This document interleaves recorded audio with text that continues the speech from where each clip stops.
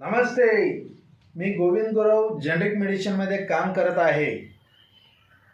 परंतु हे करत असताना काही ठिकाणी जे आपणाने अडचणी यायला लागलेल्या आहे. केंद्र शासनाचा प्रोजेक्ट आहे, लोकांना 70% पर्यंत सवलती देऊन घरपोच सेवा देण्यासाठी आम्ही घरोघरी जाऊन लोकांना माहिती देत आहे.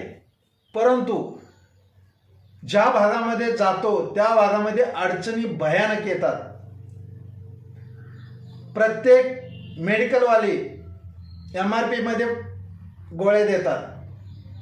आम्ही 70% पर्यंत सवलत देण्यासाठी घरपोच जात आहे, तर प्रत्येक ठिकाणी आमाशनी धमक्या यायला लागलेले चालू आहेत, धमकी देत आहेत. आमच्या भागामध्ये तुम्ही जरी अशा पद्धतीने गोळ्या जरी केले तर ह्याचा परिणाम वेगळा होईल. अशा